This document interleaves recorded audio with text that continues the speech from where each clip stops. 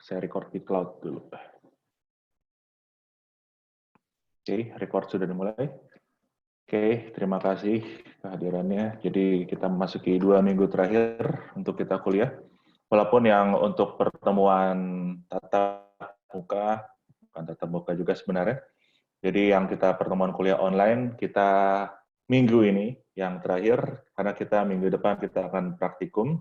Detailnya bagaimana, mudah-mudahan bisa kita informasikan di akhir minggu ini. Jadi kami juga akan informasikan kalian bagaimana cara menginstall software-nya terlebih dahulu, dan software free. Jadi kalau ada yang punya MATLAB di laptopnya itu silakan. Kalau ada yang tidak ada, kita akan memakai versi gratisnya, yaitu Octave. Jadi kami ingin memastikan bahwa semuanya bisa praktikum tanpa keluar duit berapapun lah. Soalnya si MATLAB itu berbayar, dan sayangnya juga kita tidak bisa kuliah langsung, praktikum langsung di FTMD. Jadi sekarang kita akan memakai cara online, walaupun secara umum sama saja sih, tapi praktikumnya kita lakukan secara online saja. Jadi itu akan kami informasikan secepatnya di akhir minggu ini. Oke, dan yang akan membantu kalian Dava angkatan 2015. Dan praktikumnya kemungkinan dilakukan di ini, ada 2 pilihan, yaitu di jam kuliah seperti sekarang, 7 sampai 9, atau mungkin jam 1 sampai jam 3, karena itu harus akan IPE, tapi ternyata tidak ada.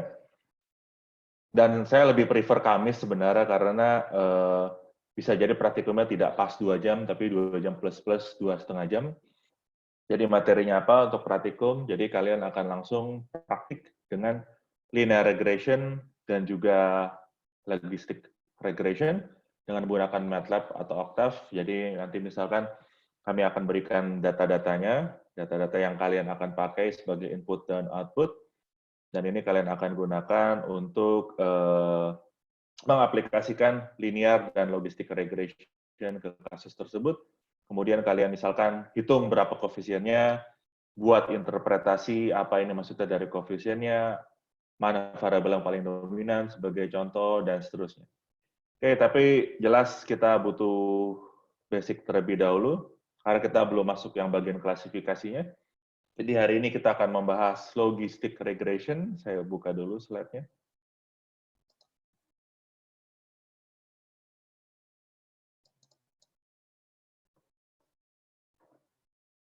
Oke, seharusnya sudah muncul. Saya ngopi dulu sebentar. Oke, ya. Nah, jadi yang minggu kemarin kita membahas regresi linear, dan sesuai namanya, linear regression itu kita pakai untuk kasus regresi. Jadi ingat kembali bahwa kita punya 2 kasus supervised learning. Ingat lagi apa itu supervised learning? Supervised learning itu adalah ketika kita mau melakukan static learning, dan kita memiliki both inputs and outputs. Jadi X sama Y-nya kita punya. Jadi secara singkat, data kita punya label, dan label ini adalah guru kita yang mensupervise kita untuk membuat model statistika kita. Dalam hal ini, model statistika kita adalah regresi linear. Dan ada satu kelas lagi dari supervised learning selain regresi, yaitu klasifikasi. Jadi sama seperti regresi, keduanya juga memiliki label, tapi bedanya kalau klasifikasi labelnya kategorikal. Jadi kalau regresi itu labelnya adalah continuous, tapi kalau klasifikasi itu kategorikal. Oke, kalau kategorikal itu maksudnya apa? Jadi misalkan bisa yes, no, atau 0, atau 1, atau nama-nama spesies, dan tidak ada urutannya. Jadi misalkan saya saat ini tidak bisa bilang yes lebih baik daripada no, atau no lebih baik daripada yes, 1 lebih baik daripada 0, ini hanya untuk labeling saja, tapi tidak mengindikasikan suatu urutan. Kalau continuous kan jelas ya, 0,2 lebih tinggi dari 0, 0,4 lebih tinggi daripada 0,2, dan 1 lebih tinggi daripada 0,4, 0,20. Jadi ada orderingnya di situ, kalau untuk regresi. Tapi kalau untuk klasifikasi, itu tidak ada orderingnya. Spesies misal, ada spesies, misalkan Homo sapiens dan Homo erectus, itu kan kategorikal, tapi kita tidak bisa ordering. tidak bisa melakukan ordering. Saya tidak bisa bilang bahwa Homo sapiens itu, ya kalau dalam bidang biologi ya tidak ada urutannya lah ya. Homo sapiens itu lebih tinggi daripada Homo erectus tuh tidak seperti itu, tidak ada orderingnya. Nah, jadi itulah yang kita bahas, dan kita akan bahas dengan metode yang simple, yaitu regresi logistik. Dan sekali lagi saya bilang, walaupun namanya logistic regression, ini hanya penamaan saja. Okay? Pada dasarnya ini adalah metode untuk klasifikasi. Mungkin in a sense, dia regresi dalam artian dia mencoba menghitung probability atau conditional probability dari apakah ini belong to ada di kelas A atau di kelas B seperti itu. Oke, tapi tetap saja perlakukan metode ini adalah suatu metode untuk klasifikasi. Jadi nanti ketika ada data baru, dia akan mengklasifikasikan ini ada di kelas A atau kelas B.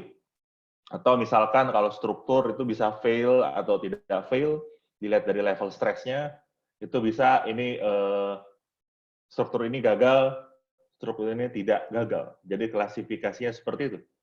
Ketika datang data baru, misalkan, oh kalau bentuknya seperti ini dia gagal, tidak ya. Jadi tanpa melakukan simulasi komputer sekalipun, jika Anda punya data-data sebelumnya, Anda bisa melakukan prediksi apakah struktur ini akan fail atau tidak. Nanti akan saya berikan contoh-contoh di aspek yang lebih umum dan beberapa di engineering. Oke, nah untuk referensi kita tetap memakai buku ini karena yang logistic regression itu tidak ada di buku yang Walpole itu. Jadi kita memakai yang An Introduction to Statistical Learning itu bab 4. Dan bab 4 itu khusus membahas soal klasifikasi. Jadi sebenarnya kalau kita buka babnya, itu bukan hanya soal logistic regression, tapi ada juga metode lain, yaitu linear discriminant analysis dan quadratic discriminant analysis. Kita tidak membahas itu. Jadi kita fokus di logistic regression saja. Oke, walaupun sebelumnya kalian juga sudah belajar satu metode klasifikasi, yaitu K-nearest neighbor. Jadi itu metode yang non-parametrik. Jadi kalian sebenarnya sudah melihat satu metode klasifikasi yang non-parametrik, yaitu KNN. Tapi seperti kita pernah bahas juga, kalau metode non-parametrik itu tidak bisa kita interpretasikan hasilnya. Oke? Jadi kita tidak bisa melihat hubungan apa ketika kita merubah X-nya, apakah dia akan cenderung ke kelas A atau kelas B, itu kenapanya itu kita tidak dapat mengerti kalau melihat KNN. Padahal justru itu yang kita tahu kan. Nanti ada contohnya, misalkan itu kartu kredit, itu ada probability of default, nanti akan saya jelaskan default itu apa. Jadi kalau misalkan, kalau dia student atau non-student, itu mana yang lebih riskan untuk default. Oke, nanti ada konteks seperti itu, dan credit card company kan butuh informasi-informasi seperti itu. Kalau dia student, mengapa? Kalau dia non-student, mengapa dia lebih suka default? Oke, DS ini data science 3. Oke, nah, motivasi. Jadi, balik lagi ke supervised learning. Jadi, kami ingin mencoba membuat Anda memahami basic-basic dari statistical learning untuk klasifikasi. Oke, jadi karena ini soal science data, dan science data itu makin penting dari hari ke hari, dari tahun ke tahun. Oleh karena itulah kita di kurikulum ada soal science data, dan kita memberikan kalian basic-basicnya dari science data itu sendiri. Dan kita mulai dari yang paling relevan untuk engineering, yaitu supervised learning. Karena ada masalah regresi, ada masalah klasifikasi. Oke? Dan klasifikasi itu jelas salah satu masalah yang penting dalam bidang science data. Ketika kita berikan suatu data, dari data ini maksudnya yang sudah ada labelingnya, kita buat model statistiknya. Model klasifikasinya. Nah, kemudian tahu-tahu ada sampel baru yang belum kita observe. Yang belum kita observe itu maksudnya apa? Belum ada labelingnya. Justru kita mau prediksi labelnya untuk si sampel baru ini seperti apa. Nah, apa yang kita lakukan adalah dengan menggunakan model statistik yang baru saja kita buat, menggunakan data yang sudah ada, saya mau prediksi sebenarnya sampel baru ini, dia lebih cenderung berada di kelas mana. Apakah kelas A atau kelas B, atau misalkan yes atau no, gagal atau tidak gagal, itu yang mau kita prediksi. Oke, jadi in principle sama seperti linear regression, Anda buat model, Anda prediksi. Nah, kalau yang ini Anda buat model, Anda kategorikan dia akan berada di mana. Anda prediksi kategorinya akan berada di kategori yang mana. Nah, jadi logistik regression itu sama seperti regresi linear, dia simple, tapi dia juga banyak dipakai di berbagai macam industri dan aplikasi. Oke? Jadi, walaupun simple, ini menjadi metode yang paling banyak dipakai di industri dan di akademia juga. Kalau Anda fisika, Anda pakai regresi linear, pasti ada yang pakai regresi linear minimal lah di TA kalian nanti, buat menarik hubungan antara satu input dengan satu output. Walaupun saya rasa jarang sekali yang melakukan multiple linear regression, oke, tapi ya seperti itulah. Jadi mengapa penting klasifikasi di dunia kita ya, dunia aviation, dunia aerospace, itu karena kita juga banyak berurusan dengan klasifikasi sebenarnya. Kalau struktur itu kan klasifikasinya, misal saya mau desain struktur, kemudian saya tidak ingin dia melebihi suatu level tertentu, tapi misalkan karena suatu finite elemennya mahal, saya hanya bisa ngeran beberapa. Jadi saya finite element itu semacam solver, jadi kita pakai simulasi komputer untuk mendapatkan distribusi tegangan sama strain di suatu struktur. Misalkan kita sudah simulasi, 10 bentuk nih. Ternyata 3 bentuk itu fail, 7 bentuk itu fail. Misalkan apa? Buckling. Kalau buckling itu dalam hal ini kita bisa bilang dalam konteks tertentu dia fail. Oke, dan memprediksi buckling itu lebih sulit dibandingkan memprediksi misalkan stres di suatu titik tertentu. Nah, jadi kita misalkan punya 3 buckling, 7 tidak buckling. Kemudian datang bentuk baru. Tanpa perlu melakukan simulasi finite element yang mungkin mahal, kita bisa melakukan prediksi struktur seperti ini buckling atau tidak. Oke, jadi penting klasifikasi di sini. Tentunya dalam konteks aviation itu juga pasti banyak sekali model-model klasifikasi seperti ini. Oke, nah yang di kanan ini adalah contoh sederhana saja, dan iris data ini adalah salah satu tipe data yang paling banyak digunakan untuk studi metode klasifikasi. Jadi ini ada panjang daun, panjang batang, lebar daun, dan lebar batang. Jadi si iris ini memiliki 3 spesies, yaitu iris setosa, iris virginica, dan iris versicolor. Jadi ini ada berapa variabel nih? Berarti ada 4 variabel input ya. 4 variabel input, sepal length, sepal width, pital length, sama pital width. Itu 4 variabel input. Dan 1 variabel output yang categorical. Bentar, saya pakai bolpen saya dulu. 1 pen, oke. Nah, jadi ini adalah X kita. Ada 4 variabel. Y kita adalah 1, yaitu misalkan satu individual ini, kayak bahasa biologinya kan satu individual ini akan berada di spesies yang mana? Jadi ada spesies Aedes setosa, Aedes versicolor, dan Aedes virginica. Berarti Y-nya spesiesnya, dan ada 3 kategori di situ, yaitu 3 ini. Tetap Y-nya 1, yaitu spesiesnya apa? Tapi kategori dalam Y ini ada 3, yaitu spesies-spesies ini. Nah, kalau kita lihat di gambar ini, nah ini gambar ini ya, jadi sebenarnya walaupun dia 4 dimensi, tapi ada semacam proyeksikan ke 2 dimensi. Ambillah kita contoh, ini sepal length dan sepal width-nya. Jadi di sini bisa kelihatan bahwa ada boundaries antara yang Aedes setosa dan yang lain. Tunggu, saya matikan WA dulu.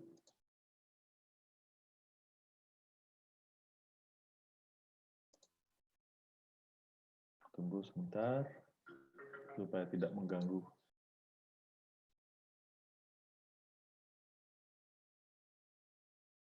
Pakai hang lagi, sebentar, oke. Oke, saya lanjutkan.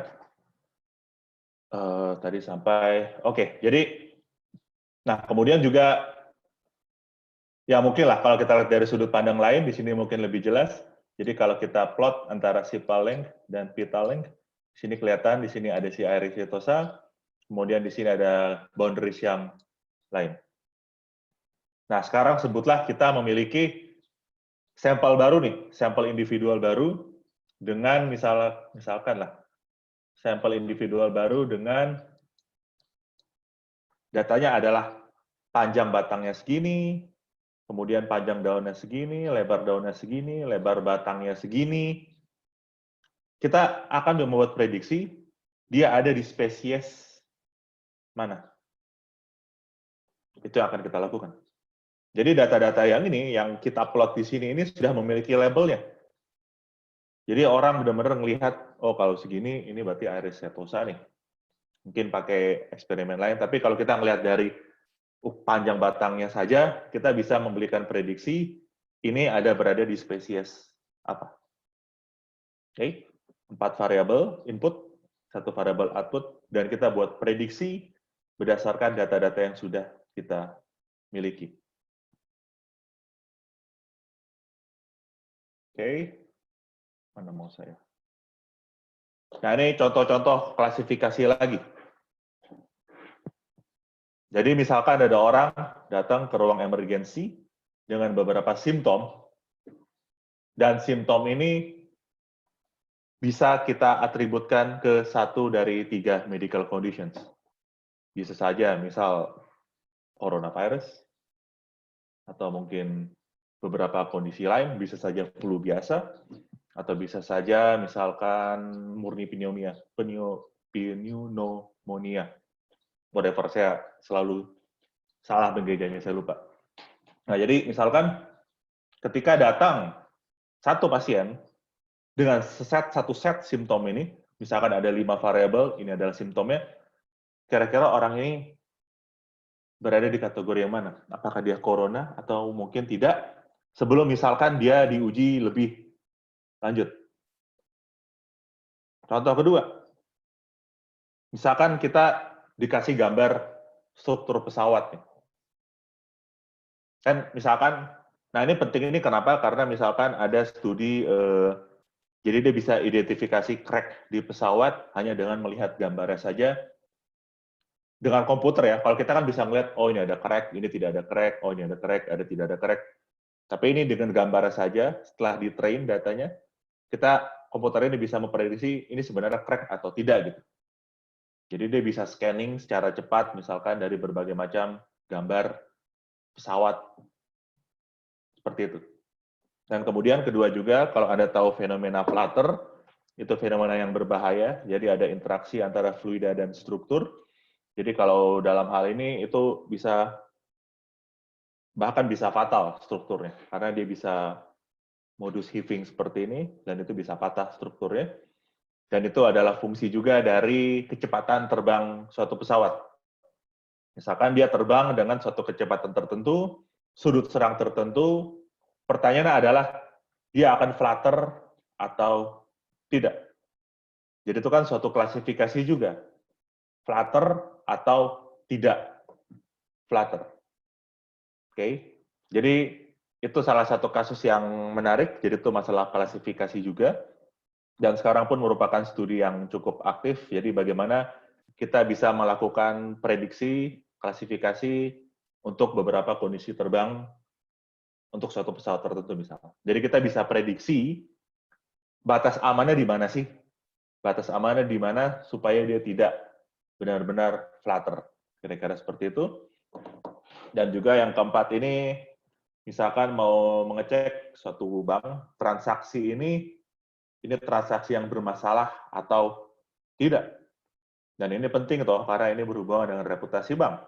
Jadi misalkan input variabel adalah bisa misalkan IP address-nya, transaksi, nah ini kan juga penting kan, mereka harus melihat transaksi sebelumnya itu apa. Bisa saja dia transaksi, misalkan dia mafia, nah itu bisa kelihatan dari situ. IP address-nya itu samar-samar, atau di mask seperti itu juga bisa. Jadi dia klasifikasi transaksi yang bermasalah, atau tidak. Oke, jadi ini bisa kita lihat betapa pentingnya klasifikasi di era modern. Ini mencakup engineering, bisnis, dan social science. Oke, jadi penting sekali klasifikasi di sini, dan ini juga pentingnya model statistik di era modern. Oke, jadi, nah kemudian ketika kita membahas klasifikasi, tentunya kita butuh model statistik tersebut. Kita butuh model yang bisa memprediksi apakah misal transaksi ini bermasalah atau tidak. Transaksi ini datang dari orang bermasalah atau tidak. Oke. Nah, ada banyak sekali metode, banyak sekali. Jadi mulai dari classical dan juga computer intensive methods. Jadi Anda butuh resource komputer dan computing yang lebih intensif lah dibanding metode-metode yang ada di kiri. Nah, jadi kita akan membahas metode regresi logistik. Oke, namanya saja regresi. Jadi ini akan kita pelajari, walaupun ada berbagai macam metode lain yang masuk ke domain klasik, seperti linear discriminant analysis, dan juga k-nearest neighbor, dan juga sama seperti regresi, ada metode parametrik dan ada metode non-parametrik.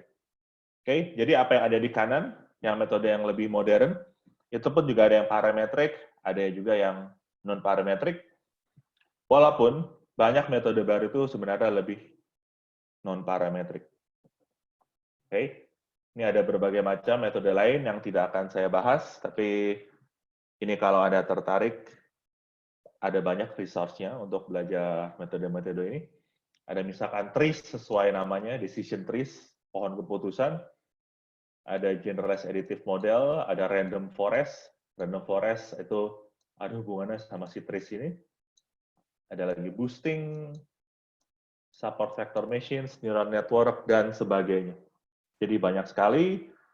Tapi yang penting adalah basic-nya terlebih dahulu, karena saya perhatikan karena resource-nya cukup banyak di internet, orang bisa pakai ini, pakai itu, tinggal download tools-nya, tapi mereka tidak mengerti sama sekali sebenarnya itu apa yang terjadi di dalamnya. Oke, dan itu yang penting juga, jadi kita sebagai engineer, kita, apalagi engineer calon lulusan ITB, kalian juga butuh tahu sebenarnya ini apa di dalamnya ini.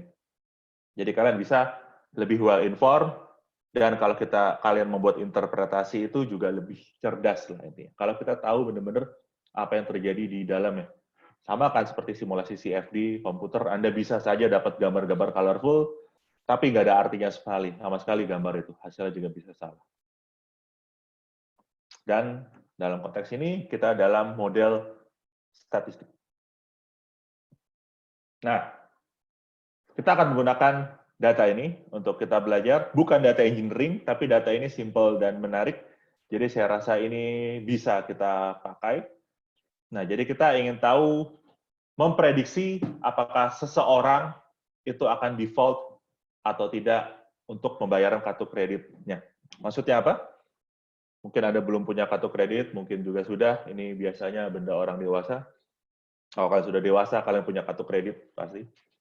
Jadi kalian punya kartu kredit misal, nah jadi itu kan pasti kalian setiap bulan misal itu ada balance-nya berapa.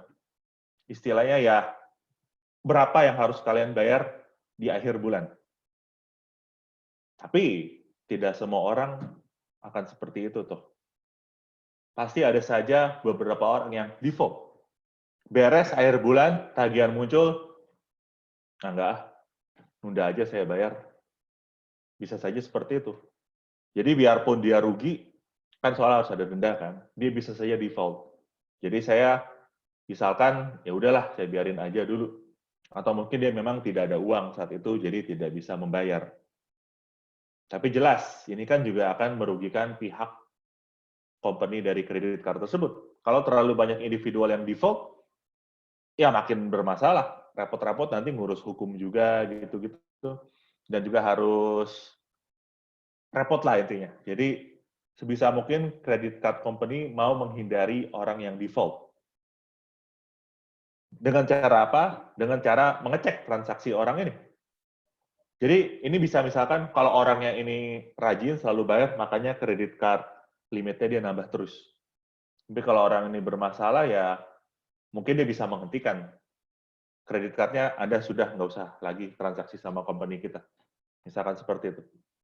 Nah, jadi sekarang dia mau melihat apakah individual itu orang ya maksudnya ya, akan default atau tidak untuk credit card payment-nya dia dengan menggunakan dua variable X, yaitu pendapatan per tahun dia, annual income, dan monthly credit card balance. Jadi berapa balance credit card dia, orang tersebut, di bulan tertentu, misal. Nah, jadi Y kita adalah default or no, tepatnya ya, Y kita, dan itu kategorikal kan, default atau tidak. X satunya balance, X2-nya annual income. Oke? Okay? Walaupun dalam kasus ini datanya cenderung gampang dipisahkan, yaitu balance-nya ini yang penting ya. Jadi kalau kita lihat data ini, pemisah utamanya adalah balance-nya. Ya, anggaplah dari kata seperti ini. Dan income justru tidak terlalu berpengaruh. Oke, dan sekarang kita akan membuat model statistik untuk ini. Dan satu hal yang harus kita perhatikan adalah, sebentar, ya ini tidak kuantitatif. Berarti regresi linear tidak pas kita pasang ke sini. Karena default atau tidak sendiri itu bukanlah sesuatu yang bersifat kuantitatif tapi kategorikal. Jadi kalau Anda pakai regresi linear, hasilnya bakal sangat jelek. Dan kita butuh metode khusus untuk mengatasi permasalahan seperti ini. Nah, itulah datang logistik regression. Okay? Jadi kita mau prediksi misalkan ada individual baru dengan balance dan income-nya misalkan segini lah. Dia bakal default atau tidak. Nah, itu yang akan kita cek, kan, memberikan prediksi. Nah, itu yang akan kita lakukan. Satu orang, dia memiliki balance dan income tertentu, dia kira-kira akan seperti apa? Default atau tidak? Jadi data-data yang ini nih mungkin dia dapat dari data tahun lalu misalkan. Jadi monthly credit card-nya misalkan tuh average, kayak bisa seperti itu. Jadi sekarang ada orang yang baru dan mau diprediksi default atau tidak. Jadi misalkan sebutlah si perusahaan itu bisa memberikan peringatan atau sesuatu lah kira-kira. Oke, jadi itu data yang akan kita pakai. Nah, tapi kita jadi nanti ada kuis yang sifatnya konseptual ya. Jadi Anda juga harus membuat tulisan atau mencontrang-contreng, tapi itu sifatnya konseptual. Jadi kita tidak hanya melulu praktikum dan kalian buat regresi linear dengan kode, tapi juga konseptual. Oke, jadi saya mungkin bertanya sesuatu yang sifatnya mengapa sih kita memakai logistik regression di kasus ini, itu pun juga harus bisa Anda jawab. Oke, makanya saya juga cenderung fokus di konseptual juga di bagian science data ini. Oke, tapi pertama, mengapa tidak linear regression? Kita ambil contoh yang simple, yaitu ketika kita sudah berikan simptom, ada 3 diagnosa yang mungkin, yaitu stroke, overdosis, atau epilepsi. Stroke, overdosis, atau epilepsi. Kita bisa saja buat seperti ini sebenarnya. Jadi kita lakukan encoding, jadi kita buat misalkan 1 itu stroke, 2 untuk drug overdose, dan 3 epilepsi. Jadi kita bisa membuat model regresi linear dari sini.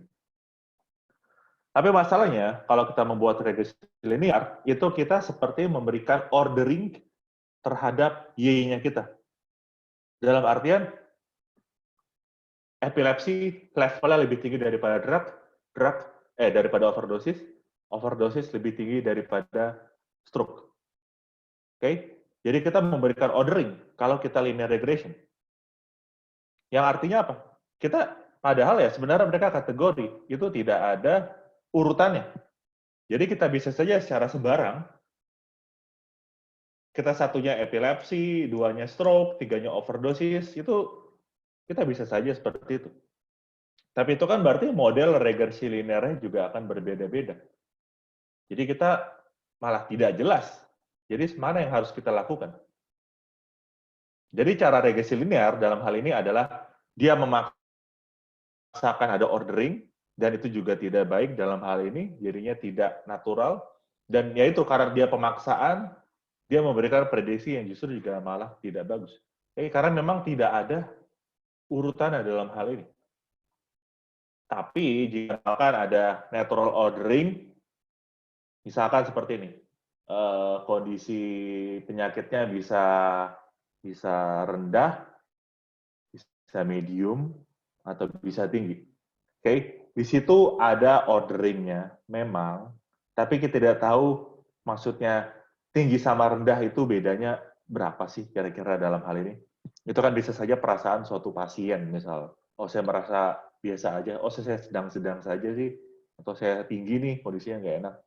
Jadi, untuk segala sesuatu yang bersifat kategori, walaupun ada natural ordering, tapi tidak continuous, tetap saja tidak ada cara yang natural untuk kita mengkonversi respons yang kualitatif atau categorical menjadi respons yang kuantitatif.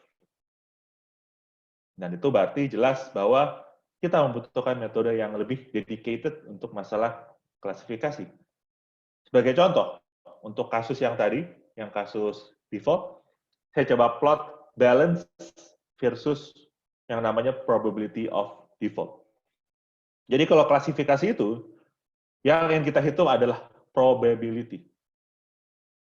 Satu individu, misalkan hasil prediksi adalah probability of default-nya itu 0,7. Jadi kita nanti akan memberikan kesimpulan, oh dia ternyata akan bakal default nih, kira-kira seperti itu. Nah, tapi kalau datanya sendiri itu kan sudah jelas. 1 atau 0. 1 itu default, 0 itu tidak.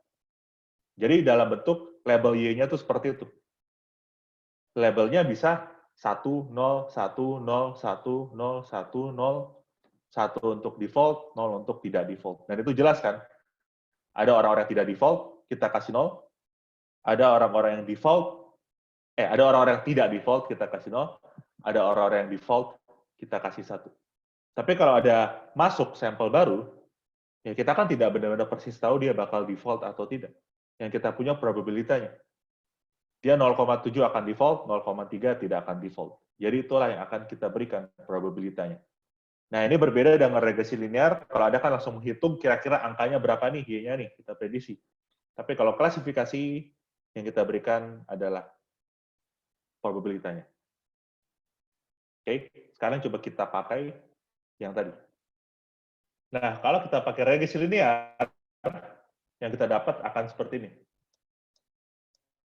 Jadi saya buat regresi linear murni dari 0,000,0,1111 ini. Saya buat regresi linear. Hasilnya apa?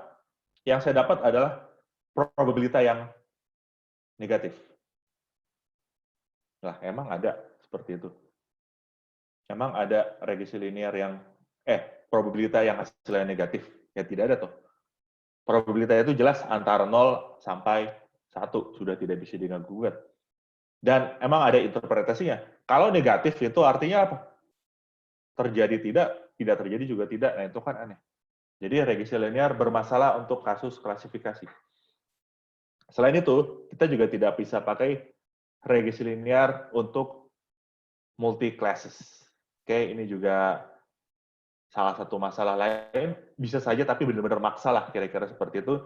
Jadi tidak akan ada satupun orang yang berpengalaman akan memakai linear regression untuk klasifikasi. Nah, yang di kanan, ini namanya model regresi logistik. Jadi, apa yang diberikan regresi logistik adalah sesuai dengan interpretasi kita akan probabilitas. Berada di antara 0 sampai 1 dalam hal ini. Jadi kalau dalam hal ini kita bisa melihat bahwa kalau misalkan orang dengan, ya sebutlah kalau dia balance-nya segini misalnya, balance-nya segini, ini saya baru satu X saja, yaitu si balance. Jadi kita bisa tebak bahwa orang ini akan memiliki probability default kalau dia memiliki balance-nya sekitar $2.300 kali ya, $2.200, dia akan memiliki probability default yang besar. Jadi artinya itu dia hutangnya di kartu kredit itu besar sekali. Dan jelas dia semakin besar hutangnya, semakin cenderung juga dia tidak akan membayar. Nah, jadi itu akan kita hitung. Kalau dia balance-nya lebih semakin besar, ya kita justru malah akan semakin yakin bahwa dia udah pastilah orang ini akan default. Kira-kira seperti itu. Tapi kalau dia balance-nya justru rendah, oh dia berarti utangnya kecil nih, dia udah pastilah dia nggak akan default. Jadi ini konsumen yang aman nih, kira-kira seperti itu. Jadi jelas kan ya, yang kita berikan adalah probabilitanya dalam hal ini. Nah, itulah yang diberikan oleh regresi logistik. Itu yang akan kita pelajari untuk hari ini. Oke? Tapi secara motivasi, saya harap sudah jelas bahwa inilah kegunaan dari regresi logistik. Nah, kita masuk ke detailnya. Nah, jadi apa yang dilakukan itu, sebenarnya Anda menghitung atau mengestimasi conditional probability-nya. Jadi, ketika balance orang segini, berapa probabilitas bahwa dia akan default, alias default equals to yes. Given balance segini, berapa probabilitas dia akan default. Oke, itu kan definisi conditional probability yang sudah kita pelajari dari lalu-lalu. Oke? Nah, jadi apa yang dilakukan oleh logistic regression, dia akan memodelkan conditional probability ini. Jadi, memodelkan probabilitas bahwa Y itu akan tergolong ke suatu kategori. Oke, terminologi saja. Jadi kalau yang untuk klasifikasi itu ada yang 2 classes atau 2 kelas. 2 kelas itu kan kayak seperti ini, ya atau tidak, atau multi classes. Multi classes itu ya seperti tadi kan ada kategori dia bisa stroke, bisa overdosis, bisa epilepsi, itu multi classes. Lebih dari 2 itu kita menyebutnya multi classes. Kalau 2 ya 2 classes atau bi classes lah. 1 classes ya itu bukan klasifikasi. Buat apa? Semua sudah jelas, kelasnya juga cuma 1. Oke, dan itu maksudnya class. Nah, dan sesuai namanya probabilitas, ini sebenarnya sama ya, yang saya tulis di sini, itu hanya cara untuk kita menyingkat saja lah. P balance artinya sama dengan yang ada di atas. Dan angkanya akan berada di antara 0 dan 1 sesuai namanya itu probabilitas. Nah, kemudian, begitu probabilitas ini kita hitung, kita sebenarnya bebas mengambil interpretasi. Ini akan seperti apa? Maksudnya apa dalam hal ini? Jadi kita bisa mengambil, pokoknya yang diberikan oleh model adalah probabilitasnya.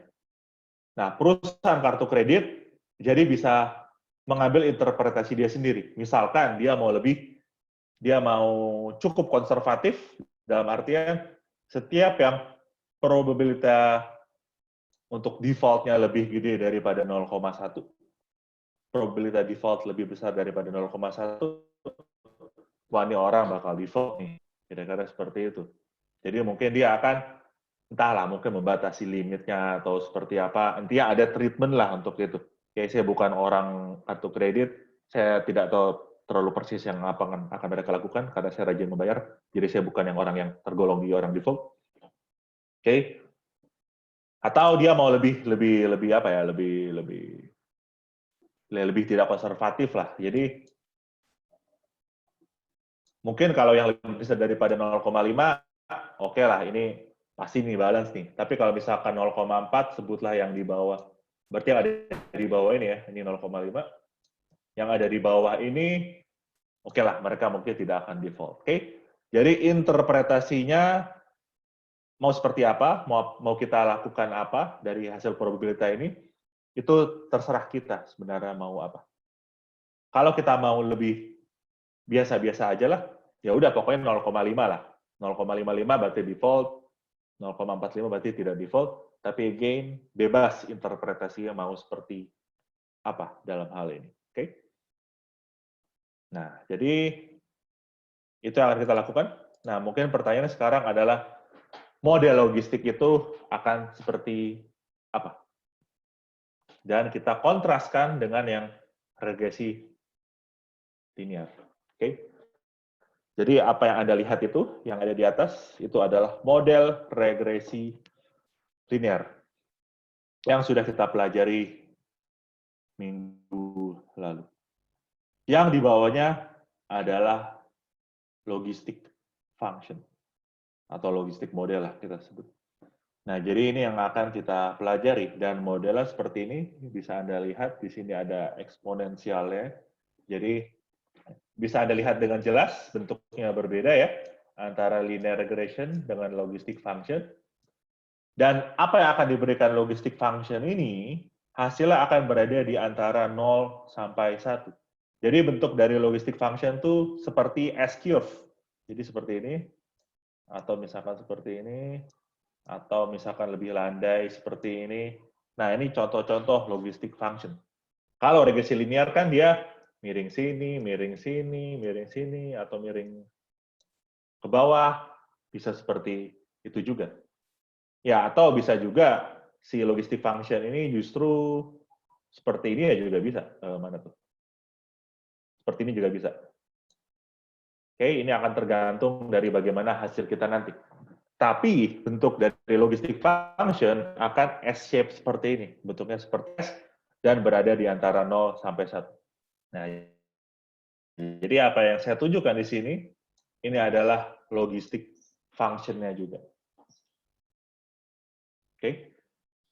Dan untuk low balance, dalam kasus ini, probabilitas default-nya itu akan dekat dengan 0, tapi tidak akan pernah berada di bawah 0. Oke, jadi interpretasi probabilitas kita valid ketika kita memakai logistic regression. Dan vice versa, sebaliknya juga, dia selalu dekat dengan 1, semakin mendekati 1, tapi tidak akan pernah lebih dari 1. Oke, jadi itu model logistik itu seperti itu, berada di antara 0 sampai 1, dan memiliki bentuk S shape, dan bukan garis linear seperti ini. Ya kan tadi masalahnya, kalau garis linear, dia bisa berada di bawah 0, bisa berada di atas 1, jadi itu bukanlah probability. Oke, jadi ini yang akan diberikan oleh model logistik. Nah, jadi ingat ya, ini bentuknya yang kalian butuh tahu, bentuknya ini seperti ini. Nah, kita lihat bahwa kalau kita otak-atik sedikit ya, jadi si PX ini kita otak-atik supaya bentuknya seperti ini. Ini kan tinggal Anda bermain-main sedikit dengan matematikanya, Anda akan mendapatkan bentuk seperti ini, yang itu namanya adalah odds. Oke, saya penasaran odds itu bahasa Indonesianya apa ya odds ya? Kalau probabilitas kan peluang ya. Kalau odds itu saya penasaran juga. Odds itu saya cek Google Translate sebentar. Salah. Odds kecenderungan kah odds itu? Kalau di Google Translate dia memberikan peluang, tapi ini saya rasa tidak tepat lah. Mungkin ada yang lain perselisihan mungkin lebih tepat. Tapi saya belum ketemu padanan bahasa Indonesia yang tepat. Jadi odds itu bukan peluang, karena odds sendiri bukan probabilitas. Oke? Nah, itu satu hal yang penting kalian tahu, nanti akan saya berikan contoh apa bedanya odds dengan probabilitas, Tapi ya satu hal yang kita ingat, odds itu bukan peluang. Karena secara definisi matematik juga, kita lihat di sini toh, ini peluang, ini odds. Nah, jadi secara definisi matematik juga beda. Oke, yang perlu kalian lihat tuh adalah bentuk yang di kirinya ini, yang di kanan ini adalah pemodelan odds untuk logistic regression. Oke, jadi odds ini kita modelkan dengan apa yang ada di kanan. Oke. Nah, sebagai contoh, apa itu odds? Jadi secara rata-rata, misal 1 dari 5 orang dengan odds 1/4 itu akan default. Karena PX-nya itu 0,2, dan kalau ada masukkan PX ke sini, odds-nya itu adalah 1/4, atau mungkin gini dulu ya, saya ke slide selanjutnya dulu. Jadi ini beda dari odds sama probabilitas. Jadi kalau probabilitas adalah rasio dari sesuatu yang terjadi, something happening, to every possible events. Dan itulah definisi probabilitas yang sudah Anda kenal kan. Jadi misalkan kalau Anda lihat gambar di bawah itu ada 7 possible events, dan 4 itu misalkan yang ini yang di atas nih. Jadi misalkan yang warna biru itu sebutlah, anggap lagi nih, jadi winning itu menang itu biru, kalah itu hijau. Jadi kita ingin menghitung probabilitas menangnya berapa. Jadi kalau dalam hal ini, karena ada 4 menang, 3 kali kalah, dan total possible events-nya 7, berarti probabilitasnya adalah 4/7. Something happening dibagi dengan semua events yang akan muncul. Itu probabilitas. Tapi kalau odds itu, the ratio of something happening to something not happening. Oke, dan itu adalah definisi dari odds. Misalkan, kalau kita bilang odds-nya seperti ini, oke, ini odds-nya seperti ini, berarti odds-nya adalah 4/3. Nah, ini kan kita pasti pernah memakai odds seperti ini kan. Oh, odds saya adalah 4 menang, 3 kalah nih, kira-kira seperti itu. Yang mengimplikasikan bahwa probabilitas menangnya adalah 4/7. Oke, tapi bisa kita lihat bahwa definisi dari odds ini berbeda. Jadi saya kalau dalam hal ini akan bilang, oh, odds saya 4 menang, 3 kalah. Dan itu berbeda definisinya.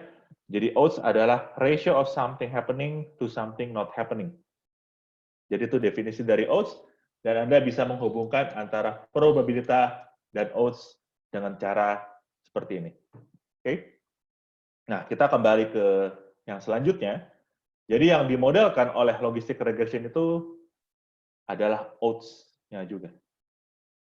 Oke, jadi ini contoh tadi, 1 dari 5 itu kan berarti odds-nya adalah 1 akan default, 4 tidak akan default. Jadi odds-nya 1/4. 1/4 atau 1/4.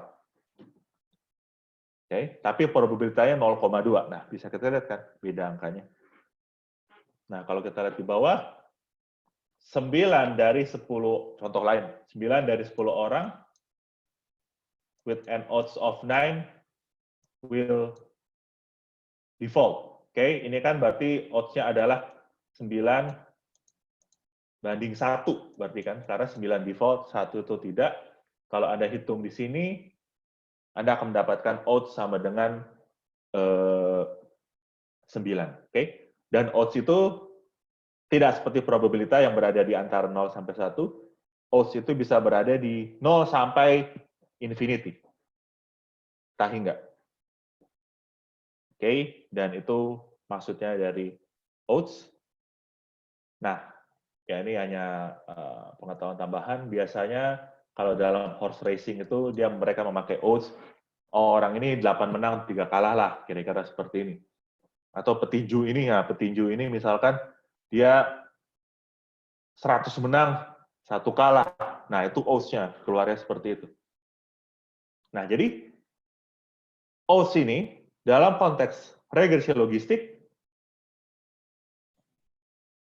adalah memiliki hubungan seperti ini. Oke, dari sini kalau Anda lock kan, lock dari oaths akan sama dengan linear. Jadi, model regresi logistik itu adalah logit, memiliki logit, kita menyebutnya logit ya. Logit itu artinya log odds. Jadi yang ada di kiri ini adalah logit, berarti logitnya linear terhadap X. Nah, itu definisi dari logit dalam konteks logistik regression. Okay? Logit itu log odds. Jadi log odds atau logit dalam regresi logistik adalah linear terhadap X. Oke? Dan kita akan berangkat dari sini untuk melakukan pemodelan regresi logistik kita.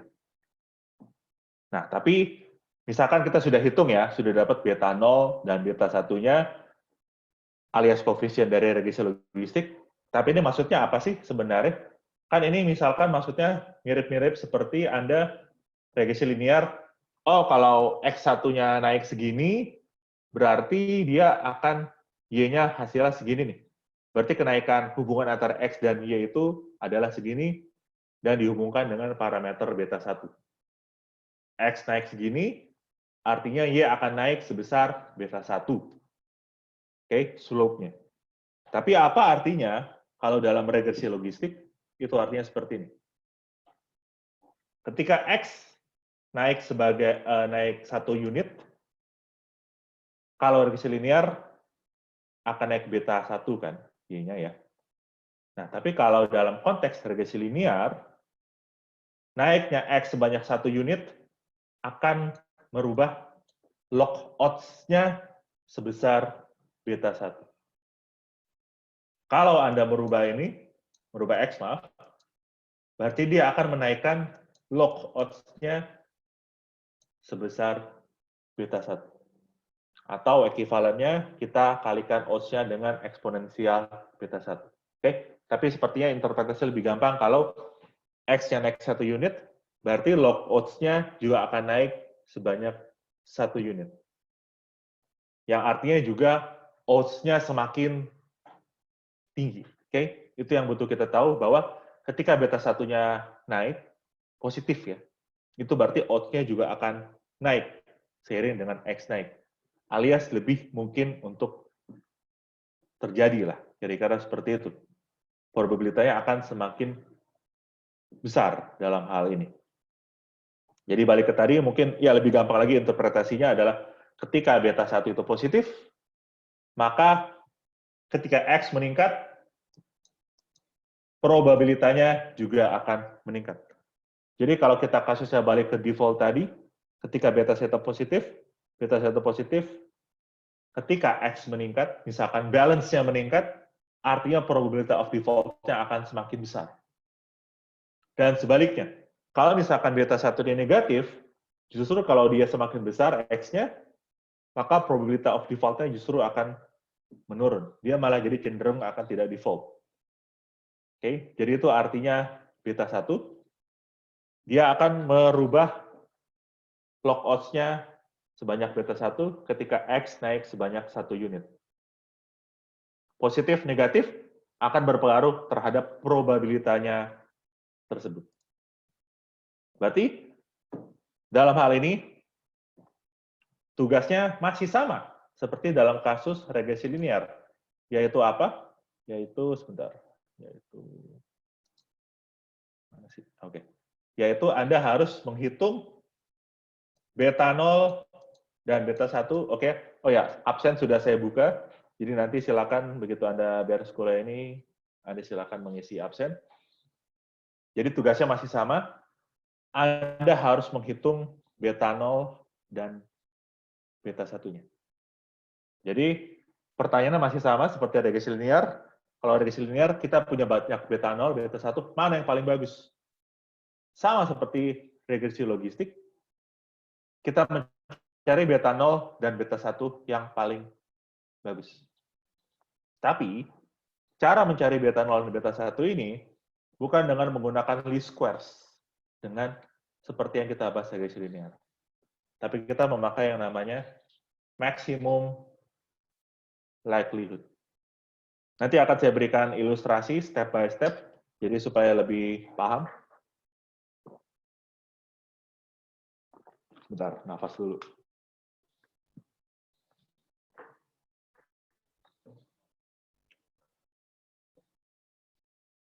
Oke. Jadi, konsepnya mirip lah dengan regresi linear. Kalau regresi linear, kita mencoba mencari garis, yang garis ini ditentukan oleh beta 0 dan beta 1, supaya dia sedekat mungkin dengan respons kita kan. Dalam artian seperti ini. Ini regresi linear ya. Kan saya mencari garis yang residual errornya sekecil mungkin dengan respons atau data-data saya ini. Oke, kita bahasa lain kadang kita sering menyebut ini responsnya seperti apa. Jadi kita mencoba mencari garis yang mendekati data ini. Konteksnya, konsepnya mirip dengan regresi logistik. Yaitu dengan cara apa? Kita mencari estimasi koefisien sehingga probabilitas yang kita prediksi,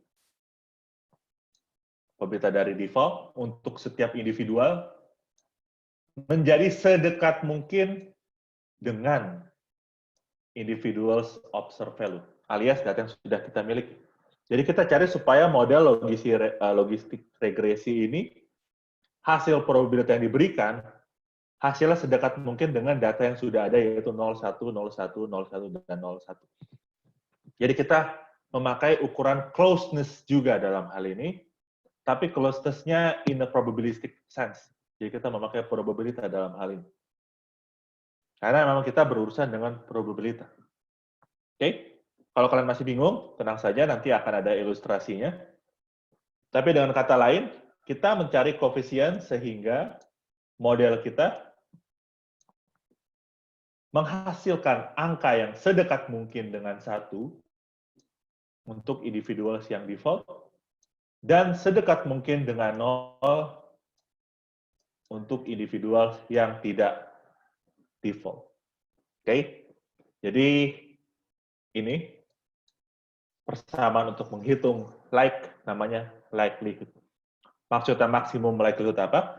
Kita mencari model yang menghasilkan likelihood paling maksimum, paling besar. Karena itu model yang paling baik. Oke? Nah, jadi untuk ini yang saya maksud yang ini nih, yang yields a number close to 1 for all individuals who default, itu yang ini. And a number close to 0 for to all individuals who did not. Jadi itu maksudnya. Sebisa mungkin ini adalah ini, for all individuals who default, and a number close to 0 to all individuals who did not. Oke, jadi kalau misalkan ini dekat 1, mendekati 1, ini kan hasilnya selalu positif ke atas kan. Tapi kalau untuk individuals yang tidak default, itu kan berarti probability of default-nya mendekati 0. Jadi artinya angka ini semakin bagus juga semakin mendekati 1. Jadi hasilnya kita akan memiliki likelihood paling besar, dan itulah yang model terbagus. Oke? Jadi slide-slide selanjutnya itu adalah saya akan menjelaskan secara step by step apa itu maximum likelihood, karena ini konsep penting dalam statistik, dalam membuat model regresi, apapun itu model regresi. Oke, hanya saja satu masalahnya untuk regresi logistik, tidak ada closed form solution. Yang maksudnya apa? Kalau Anda mencari beta 0 dan beta 1 untuk regresi linear, itu ada closed form solution ya.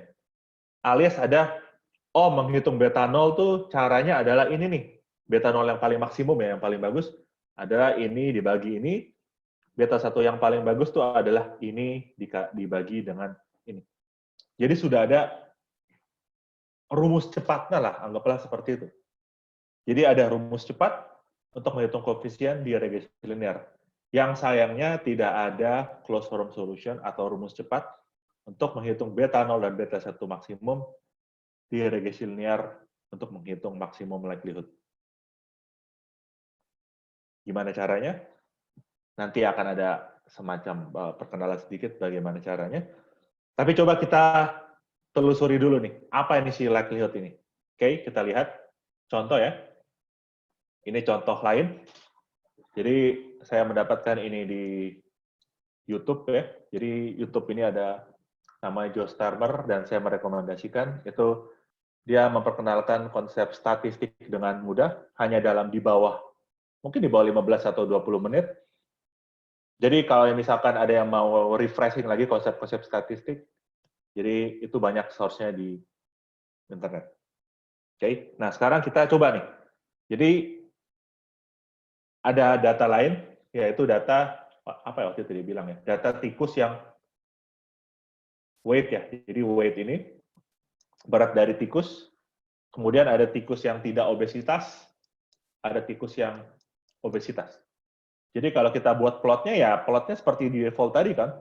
Jadi ada yang tikus tidak obesitas dengan weight-nya segini, berat segini, dan tikus yang obesitas dengan beratnya segini misalnya. Ada tikus baru sekarang. Kalau tikus barunya segini misalnya beratnya ya, misalnya di sini beratnya, berapa probabilitas dia obes, berapa probabilitas dia tidak obesitas. Nah, sekarang kita mencari model yang bagus ini dengan menggunakan persamaan likelihood. Nah, caranya gimana? Pertama, oke, jadi perlu saya ingatkan, jadi cara yang saya beritahukan ini adalah untuk visualisasi saja sebenarnya. Oke, jadi supaya membantu secara visual bagaimana menghitung likelihood. Oke. Nah, jadi pertama Anda proyeksikan si ini semua ya ke garis regresi logistik yang kita buat. Jadi misalkan si garis regresi logistik ini dengan beta 0 dan beta 1 tertentu lah gitu. Hanya satu dari sekian banyak model logistik. Yang saya lakukan adalah proyeksi terlebih dahulu ke garis regresi logistik saya. Ini kan berarti ke sini, ini di sini persis, ini juga ke sini. Jadi saya proyeksikan. Okay. Step 1, project onto the logistic regression line. Supaya apa? Supaya saya bisa menghitung si ini berapa predicted probabilitanya dari hasil prediksi saya. Nah, jadi kan ada dua toh, ada yang ini, ada yang ini. Sekarang saya mau coba pakai yang di kiri dulu. Dan angka ini idealnya mendekati 1. Jadi saya menghitung probabilitas predicted probabilitanya untuk data-data yang tikus yang obesitas. Nah, kita lihat data biru kita, kalau dari hasil prediksi kita seperti apa. Kayak walaupun kita tahu tikus-tikus ini jelas satu mereka adalah obes dan bukan 0. Tapi untuk kita membuat model yang bagus, kita membutuhkan perhitungan seperti ini. Nah, kita lihat sekarang. Jadi untuk yang si biru-biru ini, alias tikus yang obesitas, setelah kita proyeksikan ke garis regresi logistik, ya kita hitung saja berapa probabilitas yang diberikan oleh model regresi kita, regresi logistik. Berarti ini, dan sisanya berada di dekat 1 lah. Untuk ini, dan juga untuk ini. Anda cari berapa prediksi dari hasil regresi logistiknya. Oke? Konsepnya seperti itu. Kita hitung misal, berarti ini dapat 0,49, ini kayak ini hanya untuk visualisasi saja ya. Mungkin ini sekitar 0,9, 0,91, 0,91, 0,92. Contoh lah hanya untuk prediksi ilustrasi saja. Jadi, dan ingat ada simbol ini. Oke, ada ingat kan simbol ini apa ya? Jadi seperti sum, tapi ini produk, jadi perkalian. Jadi, yang ada di bawah, ini adalah suku yang ini semua. Oke. Dan angka ini idealnya semakin mendekati 1. Karena ini adalah untuk yang tikus-tikus yang obesitas. Yang kita sudah tahu ini hasilnya 1, tapi kita mencari model yang sebisa mungkin mendekati angka-angka ini supaya kita bisa melakukan prediksi. Oke. Jadi tahap 1 kita sudah dapat, kita sudah menghitung yang ada di sebelah kiri. Nah, sekarang kita akan menghitung yang ada di sebelah kanan. Dan ini idealnya mendekati 0 kan ya. Mengapa? Karena ini adalah untuk yang tikus-tikus yang tidak obesitas, yang karena kita sudah tahu dia tidak obes, berarti harusnya angka ini adalah 0. 0 untuk sini ya maksud saya. Ini harusnya 0. Oke, ini maksudnya apa? Jadi ini Anda lakukan produk ini untuk yang tikus obesitas, yang YI-nya sama dengan 1, dan ini adalah untuk yang YI-nya sama dengan 0, berarti yang warna merah. Dan Anda lakukan ini kan angka-angka ini ya, yang ini ya, idealnya dia mendekati 0. Karena tikusnya sendiri memang tidak obes. Oke, sekarang kita lihat probabilitasnya berapa dari hasil regresi logistik. Kita mulai dari ini misal. Oke, tikus ini memang tidak obes, memang tidak obesitas. Tapi kalau dari hasil regresi logistik yang ini, dia memberikan hasil probabilitas obesitasnya 0,9. Oke, jadi kita masukkan 1 dikurang 0,9. Yang ini adalah 0,3. Berarti 1 dikurang 0,3. Yang ini berarti ini, yang bawah-bawah nih. Berarti saya akan dapat ini adalah ini semua. Oke? Yang kalau saya gabungkan, dia akan menjadi seperti ini, untuk menghitung likelihood Anda. Dengan suatu angka beta 0 atau beta 1 tertentu. Jadi dengan cara ini nanti, saya bisa mencari beta 0 dan beta 1 yang menghasilkan likelihood paling tinggi. Karena kalau model dengan likelihood paling tinggi, itu artinya prediksinya mendekati 1 untuk tikus yang obes, dan mendekati 0 untuk tikus yang tidak obes. Atau kalau kasus tadi berarti yang default atau tidak default. Oke. Dan Anda lihat kan, kalau si garis ini akan berubah-ubah seiring dengan beta 0 dan beta 1 kita yang berubah-ubah. Oke. Tapi seperti yang biasanya kita pakai itu justru bukan likelihood-nya, tapi log likelihood. Oke. Ini hanya untuk ini ada beberapa urusan dengan stabilitas gitu-gitulah. Tapi sekarang take it for granted, kita biasa memakai log dari likelihood. Jadi simple saja toh prinsipnya. Tadi kita ada berapa? 0,49, 0,9, itu Anda logkan.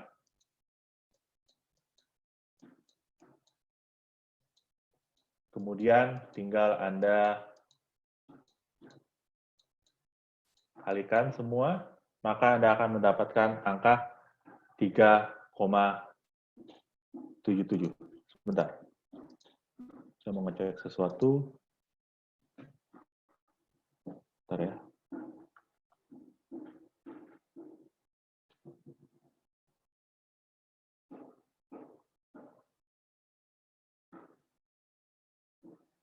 Sebentar. Oke, tapi secara prinsip Anda harusnya tahu bahwa kita melakukan log likelihood. Kira-kira seperti itu. Nah, jadi angka yang kita dapat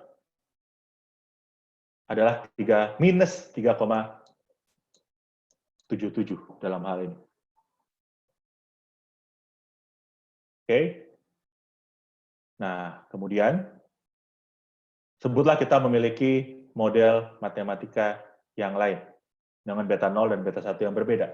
Sebutlah seperti ini. Jadi ini yang tadi kita hitung ya. Ini yang kita hitung dengan beta 0 dan beta 1 yang berbeda. Jadi bisa Anda lihat sekarang bentuk regresi logistiknya seperti ini. Yang kalau saya ke sini berarti menjadi seperti apa nih ya? Berarti mungkin menjadi seperti ini nih.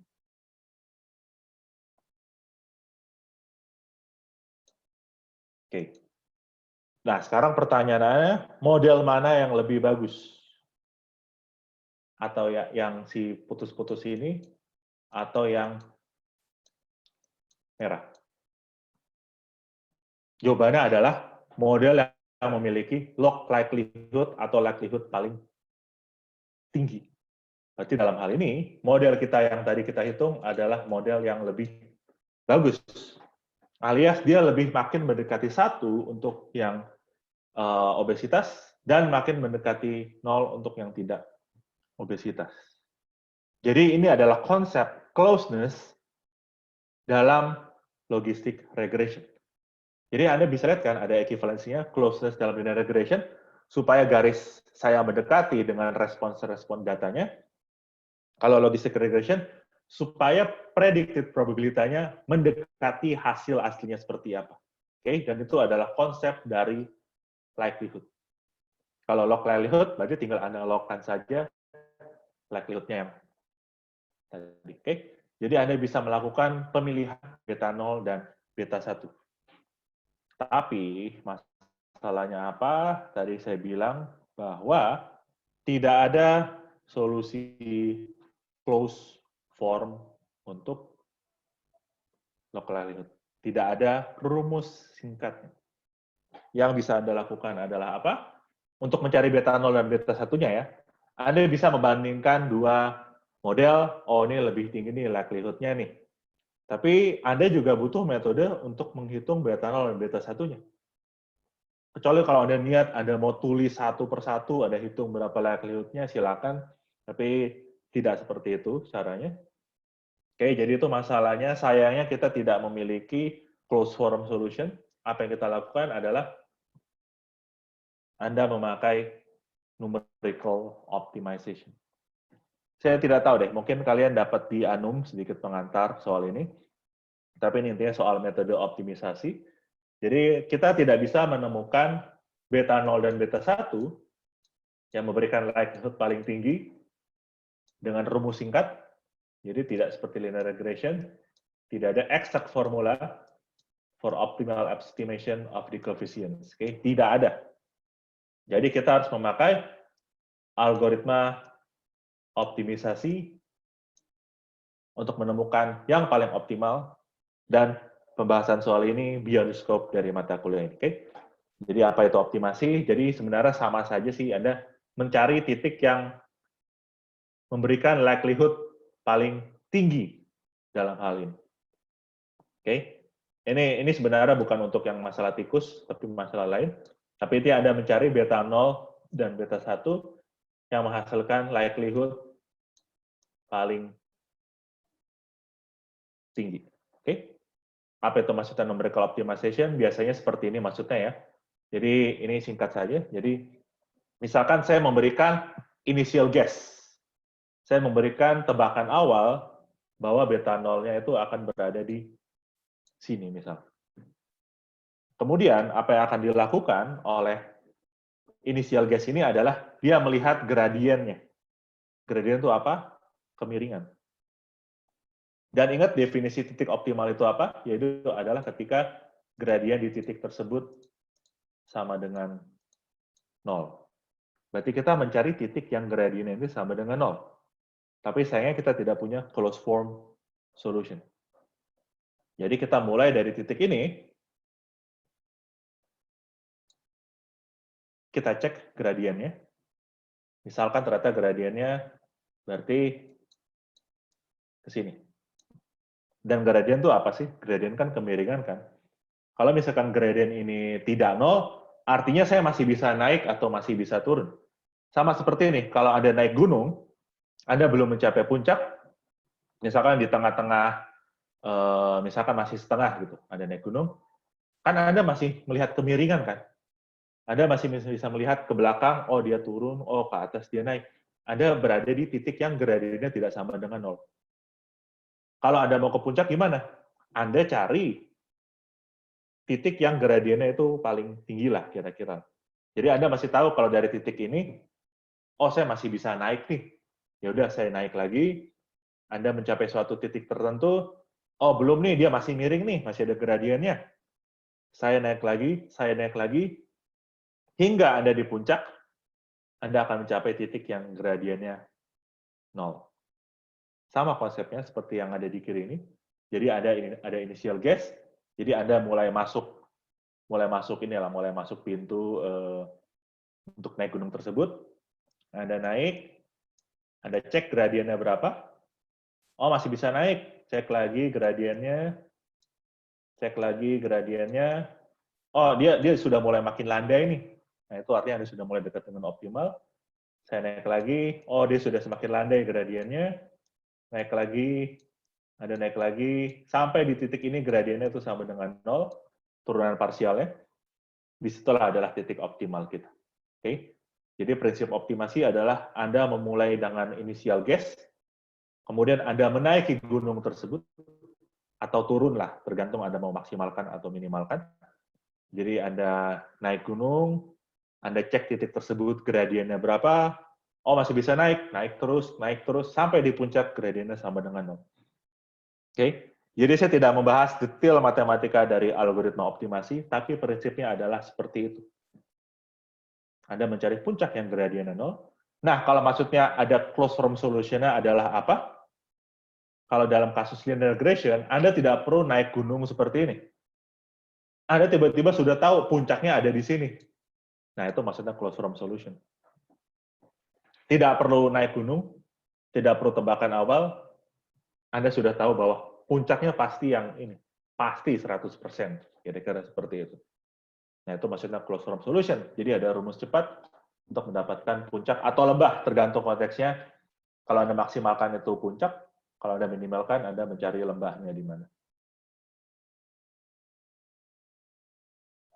Mungkin ada pertanyaan dulu?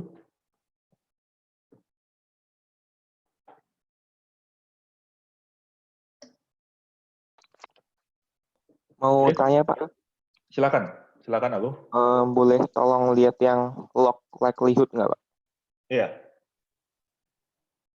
Log ini ya, log likelihood ya. Iya Pak. Nah itu lognya itu dikali atau dijumlah ya Pak? Soalnya kan Nah, log A kali B kan log A tambah log B Pak. Nah itu benar tuh. Itu yang baru saya mau cek. Harusnya sini ditambah ya, bukan dijumlah ya. Sebentar ya, saya cek dulu ya. Baik Pak. Oke, harusnya sih ditambah. Makanya tadi saya mulai kayak merasa curiga di sini. Harusnya kalau lognya ditambah. Saya cek sekarang, siapa namanya? Josh Termer. Oke, terima kasih Agung sudah point out. Harusnya kalau dari matematik ditambah ini sih. Kemarin bahasnya apa ya? Oke, likelihood.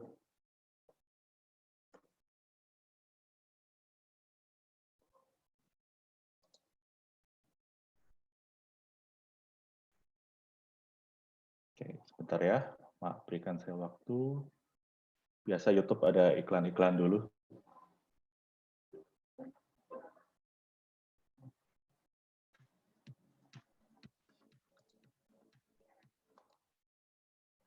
Sebentar. Oke, saya sudah buka YouTube-nya.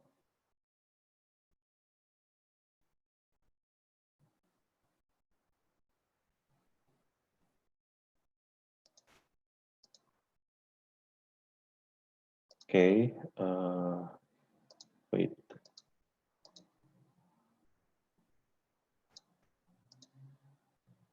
Oke, benar ternyata. Ditambah jadinya ya.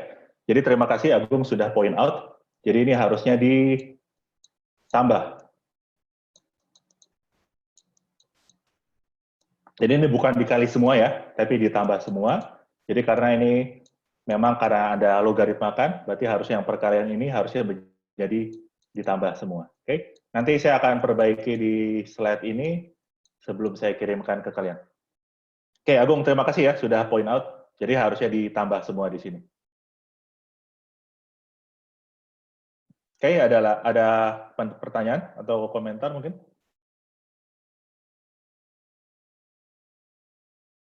Oke, saya lanjutkan ya.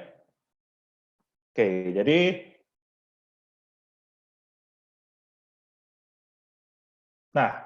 anggaplah, jadi saya benar-benar men-skip dulu metode optimasi itu seperti apa. Tapi rasanya kalian sudah dapat di Anum, jadi sebenarnya prinsipnya sama saja. Nah, sekarang adalah interpretasi dari model logistik. Oke, jadi sekarang pertanyaan kita adalah, begitu kita sudah dapat model, apa sih sebenarnya maksudnya model-model tersebut? Dia menceritakan apa?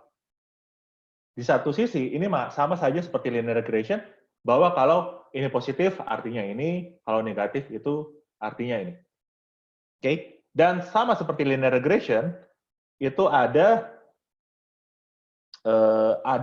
istilahnya simple logistic regression, itu dengan satu variable input, atau multiple logistic regression. Berarti itu ada banyak banyak variabel inputnya. Seperti apa?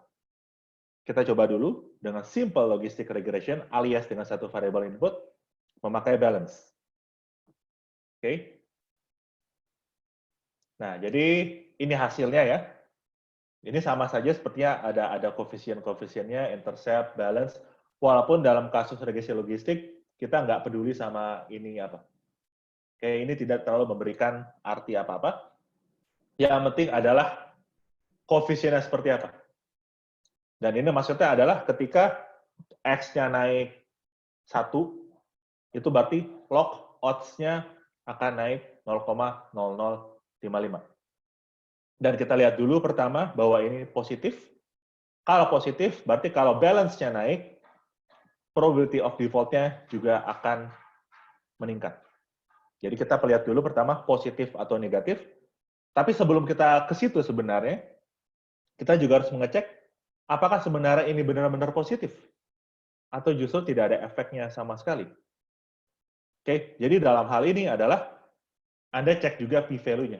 Dan ingat, kita kembali lagi ke hypothesis testing. Tidak saya bahas detail, tapi intinya H0-nya itu adalah tidak ada efek lah, alias koefisien itu sama dengan 0. Alias kalau balance naik atau turun, tidak ada hubungannya dengan probability of default. Jadi itu H0-nya, berarti kalau H0 saya adalah betanya lah, beta 1, itu sama dengan 0. Oke? Jadi dia tidak sama dengan 0, karena kalau angka ini positif, walaupun dia kecil ya, tetapi p-value-nya lebih kecil daripada 0,0001. Ini saya lupa berapa confidence intervalnya, tapi terserah Anda mau anggap 95 atau 99%. Nah, tapi kalau dalam hal ini jelas berarti bahwa balance ini koefisiennya positif dan itu signifikan, yang artinya memang ada efek balance terhadap probability of default. Oke, ini standar error-nya aja. Tidak saya bahas detail, tapi konsepnya sama seperti logistik. Ini bisa Z atau bisa T juga sebenarnya. Tapi yang perlu Anda lihat adalah p-value-nya. Signifikan atau tidak signifikan. Oke? Ini yang pertama. Ini juga yang saya bilang tadi, 1 unit peningkatan balance berasosiasi dengan peningkatan log odds sebanyak 0,0055 unit. Oke, jadi itu maksudnya juga. Nah, ini untuk simple logistic regression. Dan kalau kita sudah punya model regresi logistiknya, yaitu ini kan tadi ya, kita sudah dapat koefisiennya, berarti kita dapat dengan mudah menghitung probabilitanya dengan memasukkan ke persamaan awal kita yang tadi. Jadi Anda masukkan beta 0-nya, Anda masukkan beta 1, dan di sini Anda masukkan, ya ini saja nih, berapa yang Anda hitung. Kalau dia punya balance $1.000, sebagai contoh, berapa sih dia probability tidak akan default? Nah, bisa Anda hitung dengan mudah menggunakan ini, model logistik yang sudah Anda buat. Jadi si X sama dengan 1000 ini belum ada di data Anda, belum ada di individual yang Anda sudah observe datanya. Nah, sebagai contoh lain, kalau misalkan X-nya sama dengan 2000, berapa probabilitanya? Nah, kalau dalam hal ini, berarti probabilitasnya adalah 0,586, alias si orang ini ketika dia balance-nya 2000 di kredit card dia akan memiliki probabilitas 58,6% persentase sebegini bahwa dia akan default. Nah, selanjutnya terserah si perusahaan kartu kredit ini. Dia mau kalau segini dia bakal default atau tidak, mau kita reject atau tidak, itu tergantung. Tapi balik lagi yang penting kita hitung adalah probabilitasnya ini terlebih dahulu. Oke, jadi begitu Anda sudah membuat model logistic regression-nya, Anda sudah bisa melakukan prediksi untuk individual baru yang belum ada di database kita. Sebutlah seperti itu. Jadi ngecek dari mana? Ngecek dari balance-nya. Oke. Nah, ini bentar saya lihat slide dulu. Oke, mungkin beberapa saya lanjutkan hari Kamis yang mulai masuk multiple logistic regression, itu pun juga tidak banyak sebenarnya. Saya bisa saya tambah-tambahin sedikit nanti. Nah, ini contoh lain. Kalau sekarang misalkan kita masih single logistic regression, tapi kita memakai variabelnya kualitatif. Jadi kualitatif, jadi ini, output saya bisa kategorikal, input saya juga bisa kategorikal juga sebenarnya. Oke? Jadi kalau dalam kasus ini, misalkan kualitatif input variable saya adalah mahasiswa atau tidak. Nah, jadi kalau mahasiswa itu, dia seberapa besar sih kemungkinan dia bakal default? Kalau dia bukan mahasiswa itu, dia berapa kira-kira kemungkinan dia default atau tidak default? Jadi kita memperkenalkan yang namanya dummy variable juga sebenarnya. Dan yang tadi juga kan sebenarnya dummy variable kan, dummy variable default atau tidak. Tapi sekarang kita dummy variable berarti menjadi 1 atau 0 dalam hal ini. 1 buat students, 0 itu untuk non-students. Nah, sekarang kalau untuk student artinya positif dan efeknya kita lihat juga signifikan, berarti memang ada efeknya kalau dia mahasiswa atau tidak mahasiswa itu akan berpengaruh terhadap dia akan default atau tidak. Nah, kalau kita lihat hasilnya, setelah kita buat model regresi logistik ya, kalau misalkan dia student, probabilitas dia akan default adalah 0,0431. Kalau dia bukan student, probabilitas dia akan default adalah 0,292. Yang efeknya sebenarnya kecil juga sebenarnya sih, karena yang paling dominan itu adalah si balance. Jadi di sini student itu tidak terlalu memberikan informasi yang terlalu berharga, tapi kalau balance tadi itu memberikan informasi yang sangat berharga, apakah dia student, apakah ketika balance segini dia default, ataukah kalau dia balance segini dia tidak akan default. Oke? Nah, jadi sekian untuk hari ini. Nanti yang sisanya multiple logistic regression dan cara mengukur R-squared untuk logistic regression akan saya bahas hari Kamis. Mengapa kita butuh R-squared? Karena juga kita butuh tahu seberapa akurat model regresi logistik kita. Walaupun yang kita hitung tepatnya bukan R-squared, tapi namanya semacam pseudo R-squared. Karena kalau R-squared itu indikasinya adalah untuk yang regresi. Sementara kita klasifikasi sekarang. Oke, jadi sekian untuk hari ini. Mungkin ada pertanyaan sebelum saya tutup.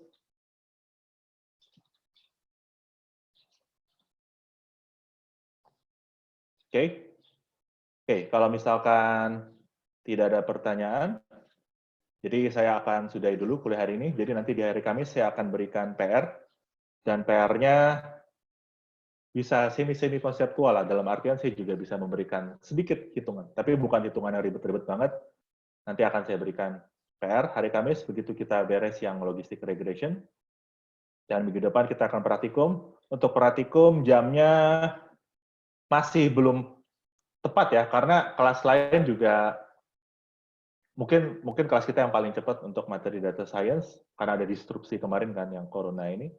Tapi makanya kemungkinan kita akan praktikum hari Kamis di jam IPE, dan harapannya sih semoga kalian benar-benar tidak ada apa-apa di jam IPE tersebut. Jadi kan lebih enak, karena belum tentu praktikumnya berakhir dalam 2 jam, mungkin 2 jam plus-plus. Dan nanti semua akan melalui Zoom. Tapi saya ingin memastikan sesuatu dulu.